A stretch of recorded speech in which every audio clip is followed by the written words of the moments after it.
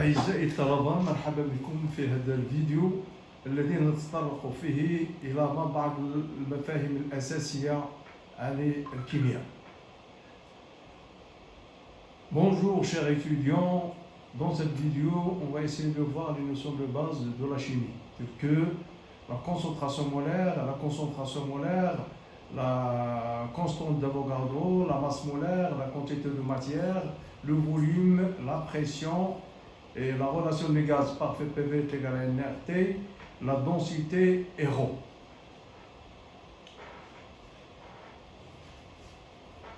En premier lieu, et avant de commencer, j'aimerais vous exposer quelques matériels très utilisés au laboratoire, tels que le tube à essai, le verre à pied, la lumière, un entonnoir, un bécher, un ballon à fond plat, un ballon, une pipette simple et le mot vocabulaire c'est le bécher, le tube à essai, etc.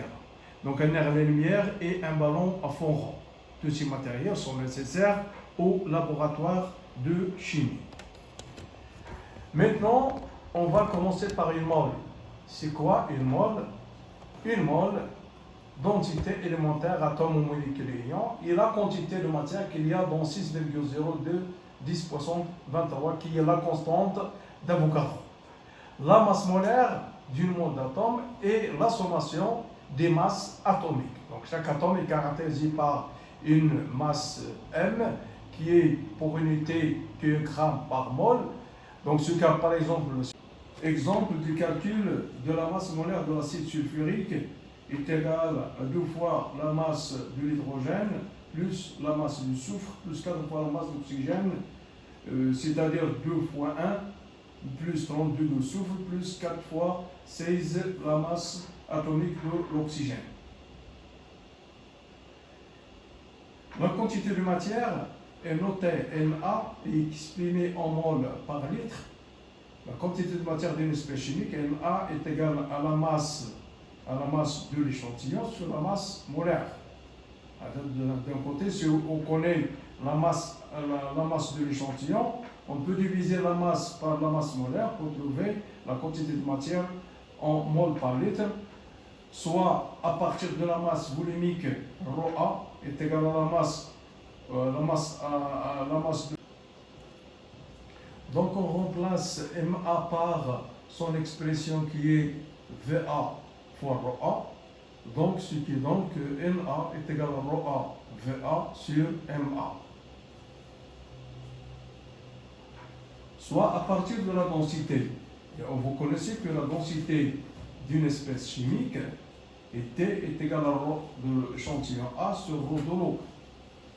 Donc Na est égal à T fois ρ de H2O sur la masse molaire de A. Je résume. Donc que Ma est égal à NA, que Va est égal à Ma sur ρA. Donc à partir de différentes relations, donc on peut exprimer à chaque fois la quantité de matière, soit à partir de la masse volumique, soit à partir de la masse de l'échantillon. Maintenant, je passe aux propriétés des gaz. Et lorsqu'on parle des gaz, ça veut dire qu'il est régi par la relation des gaz parfaits qui est PV est égal à nRT, avec P, c'est la pression de gaz en pascal de l'unité du système international, le volume de gaz en mètre cube, N c'est le nombre de moles ou bien la quantité de matière qui est exprimée en moles, la température T qui est en degrés, et R c'est la constante des gaz parfaits. R est égal à 8,31 joules équivalent -1, mol -1 dans le système SI. Donc N gaz est égal à PV sur RT. Je passe au volume molaire. Le volume molaire, c'est le volume occupé par une mole de cette espèce. La quantité de matière N de gaz occupant le volume V s'exprime que N gaz est égal à volume de l'échantillon sur le volume molaire. Elle est exprimée en litres par mol. Je passe aux définitions d'une solution. comme vous connaissez, une solution est obtenue en mélangeant un solvant et un soluté. Mais avant, il faut savoir c'est quoi un solvant. Toujours le solvant, c'est celui qui est en quantité importante. Comment on appelle en arabe, c'est le moudib ou le moudab.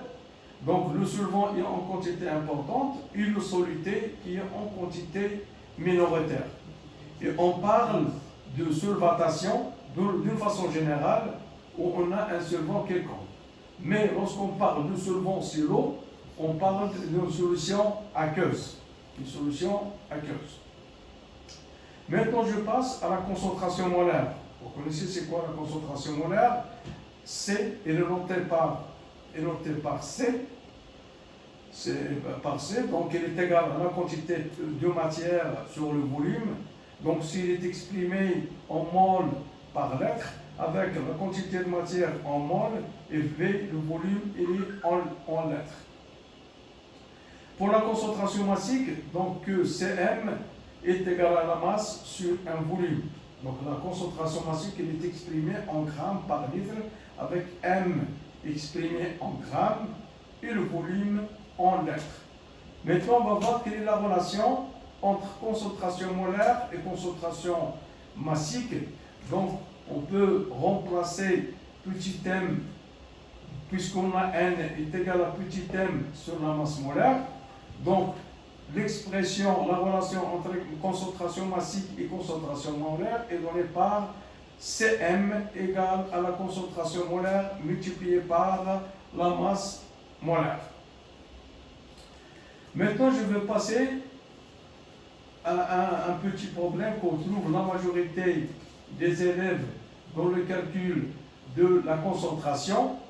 Parfois, dans certaines étiquettes, vous trouvez le pourcentage, vous trouvez la densité et la masse molaire, et on vous demande de calculer la concentration. Je donne une petite définition tout d'abord sur le pourcentage. Son expression est donnée par la masse de l'échantillon sur la masse totale multipliée par 100. Pour la densité, vous connaissez que D est égal à ρ de l'échantillon. Son ρ de référence, c'est sur ρ de l'eau. Avec ρ de l'eau est égal à 1 gramme par centimètre cube et M est égal à 36,5 grammes par mol.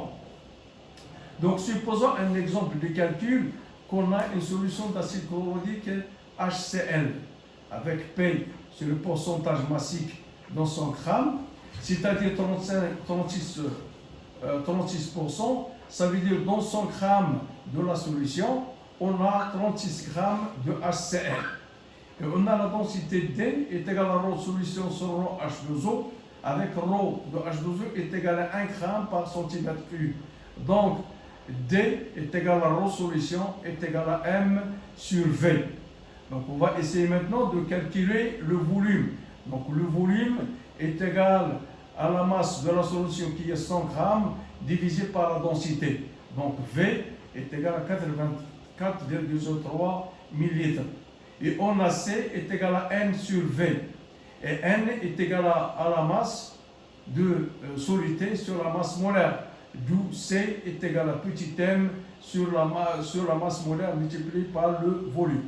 Une petite application numérique que C est égal à 36 sur 36,5 multiplié par 84,03, ce qui donne que C est égal à 11,6313 mol par litre.